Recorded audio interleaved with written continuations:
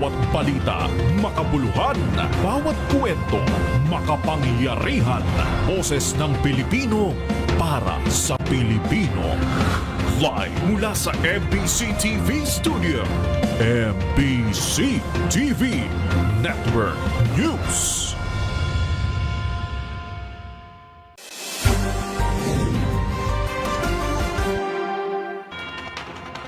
Pilipinas, una sa ating mga balita.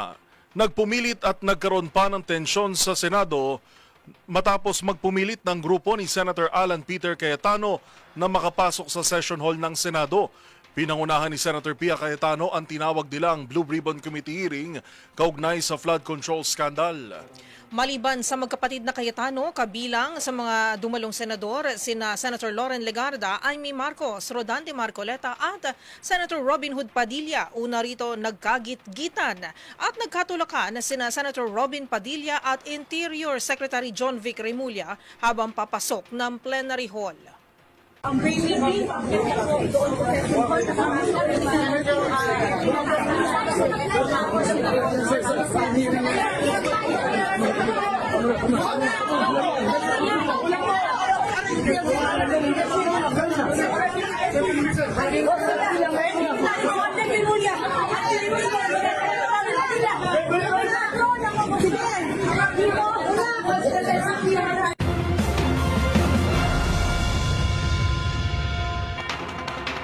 Pinalibutan ng seguridad ng labas ng Senado bunsod na nagpapatuloy na pagdinig ng Cayetano Block kung saan sumugod din ang ilang mga relihista.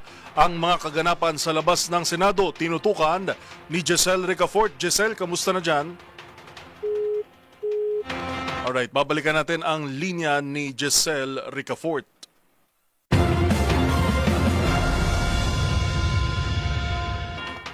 Ipinagpaliban sa June 30 ng Sandigan Bayan ang pagbabasa ng sakda laban kay Senator Jinggoy Estrada para sa mga kasong may kinalaman sa flood control scandal. Ang tatlo na kanyang kapwa-akusado naghain naman ng non-guilty plea. Ang buong detalye ihahatid ni Val Gonzalez. Muling nagtakda ang mga mahistrado ng Sandigan Bayan 5th Division ng panibagong araw para basahan ng sakdal si Senador Jinggoy Estrada. Hindi natuloy ang arraignment kay Estrada ngayong araw dahil sa kailangan pang resolbahin ang mga mosyon na inihain ng senador sa korte na may kinalaman sa kinakaharap nitong kasong plunder. Kabilang sa mga inihaing petisyon ni Estrada ay motion to quash information o hiling na pagbasura ng sakdal laban sa kanya habang binawi o iniatras na ng kampo ni Estrada ang mosyon na mailipat ito ng detention facility sa PNP Custodial Center na nasa Campo Crame. Si DPWH Secretary Manny Bonoan naman ay hindi nakadalo sa arraignment dahil sa nailipat ito kagabi sa The Medical City mula sa PNP General Hospital sa Campo Crame. Humihirit sa korte ng hospital arrest si Bonoan dahil sa kanyang health condition kasunod ng kanyang dinaramdam na diabetes at hypertension. Itinakda sa darating na June 30 ang muling arraignment ni Estrada at Bonoan alas 8:30 ng umaga. Samantala, nakapaghain naman na ng not guilty plea ang mga kapwa-akusado ni Estrada at Bonoan sa kasong graft at plunder na sina DPWH NCR Assistant District Engineer Denril Cesar Sanchez Cortuna at mga district engineers na sina Manny Bumagat Bulusan at Arturo Lumbres Gonzales Jr. Muli namang babalik mamayang 1:30 si Estrada sa Sandigan Bayan dahil sa pagpapatuloy ng kanyang arraignment sa kasong graft na nasa 2nd Division. Para sa MBC TV Network News, ako si Val Gonzalez, DZRH, una sa Pilipinas, una sa Pilipino.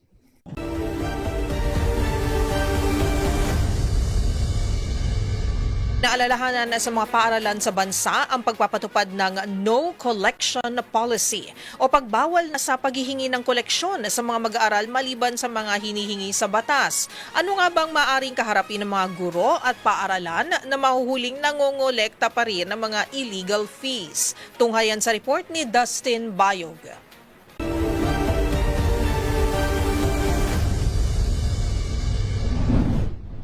Ngayong balik sa eskwela na naman ng mga mag-aaral sa bansa, isang paalala na may bida-bida nagbabawal ng Department of Education o DepEd ang paniningil ng kahit anong fees sa mga estudyante sa publiko man o pribadong paaralan. Ito ay ayon sa Memorandum Order No. 41 kung saan iginit ang DepEd ang no collection policy na hindi nagpapaintulot ng pagbebenta ng mga tiket, pagbabayad para sa proyekto at anumang koleksyon maliban sa mga membership fee ng Red Cross, Boy Scout at Girl Scout of the Philippines. Ito ay sang-ayon naman sa Republic Act No. 4206 o the Act prohibiting the collection of contributions from school children of public primary and intermediate schools. Ang sinumang mahuling lumabag dito ay maaaring patawan ng multa na 50 to 100 pesos o pagkakakulong ng hindi higit sa isang buwan. Maaari naman pagkakakulong at multa ang ipataw sa may sala depende sa desisyon ng korte.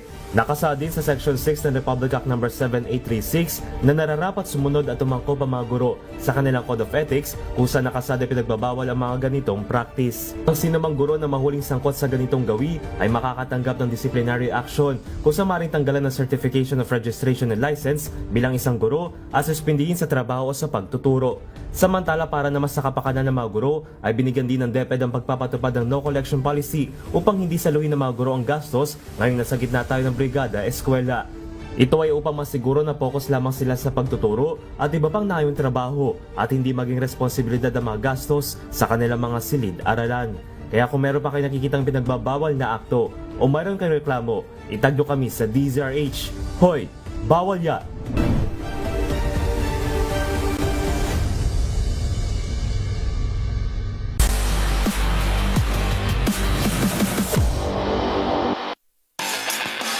Sa mundo ng volleyball, napili bilang top overall pick ang National University o NU Lady Bulldog star na si Camila Lamina para sa 2026 PVL Rookie Draft. Ang 24-year-old setter maglalaro para sa Galleries Tower High Risers. Ang mga detalye sa report ni Matchpoint, Millie Borja. Pinili ng Galleries Tower High Risers si Lams Lamina bilang number 1 overall pick sa 2026 PVL Rookie Draft na ginanap noong Miyerkules sa Novotel, Manila. Inaasahang madadala ng 24-year-old setter mula Guimaras ang kanyang husay sa loob ng court matapos tulungan ng National University na makamit ng ikatlong UAAP Championship at magwagi ng 2 Best Setter Awards. Sa pagiging top pick, siya na ang naging ikatlong manlalaro mula sa Nazareth School of National University na napiling unang overall pick sa PVL Draft, kasunod ni Natea Gagate noong 2024 at Bella Belen noong 2025. Samantala, pinili ng Capital One Solar Spikers sa University of Santo Tomas Libero Det Pipito bilang ikalawang overall pick. Habang napunta naman sa Chocomucho Flying Titans si Far Eastern University setter Tin Obaldo sa ikatlong pwesto. Napili naman ng Zeus Coffee Thunderbells si Mapua standout Aliana Ong bilang ika-4 na overall pick. Ang pinakamataas na naging seleksyon para sa isang NCAA player sa kasaysayan ng draft. Narito naman ang buong listahan ng mga nakapasok sa PVL Rookie Draft. Nakatakdang magsimula ang PVL On Tours sa Hunyo kung saan inaasahan ng pagpapakitang gilis ng mga bagong manlalaro, maging ang roster shake-up sa iba't ibang kupunan. At yan ang mga latest updates sa mundo ng sports. Para sa MBC TV Network News, ito si Millie Borja ng DZRH TV, una sa Pilipinas, una sa Pilipino.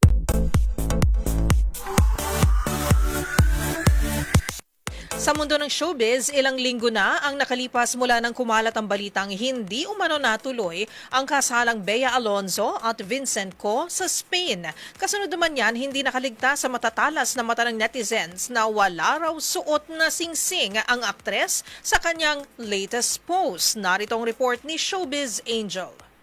Kasunod ng mga usap-usapang hindi natuloy ang kasal ni Bea Alonzo at negosyanteng si Vincent Co sa Spain, hindi nakaligtas sa matatalas na mata ng netizens ang latest post ng aktres. Sa kanyang Instagram, laman ng ilang pictures mula sa Europe trip at may caption na a few randoms, napansin ng ilan na wala raw suot na singsing si Bea. Sainga ng isang fan, still beautiful with or without the ring. Habang may nagsabi namang ang dami raw agad ng iintriga, wala naman anyang kumpirmasyon mula mismo sa dalawa kung totoong noong Mayo ang wedding. Gunita na noong naang buwan ng umug na hindi natuloy ang kasalang Bea at Vincent dahil sa umanig issue na magkasintahan sa kanilang prenuptial agreement. Kung babalikan naman ang isang vlog ng talent manager na si Ogie Diaz, ibinahagi niya ang umano'y message ng nagpakilalang wedding coordinator ng dalawa kung saan nakasaad na postpone daw muna ang kasal. Kung matatandaan, Marso noong nakumpirma ang nalalapit na pag-iisang dibdibin na Bea at Vincent matapos kumalat ang kanilang marriage banns na ilabas sa livestream ng isang simbahan sa Maynila.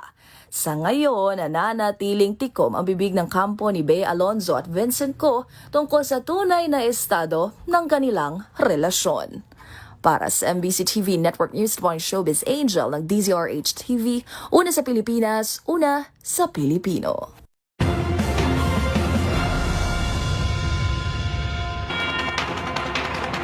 At yan po ang mga balitang aming nakalap ngayong araw ng Huwebes pa lang. Huwebes na.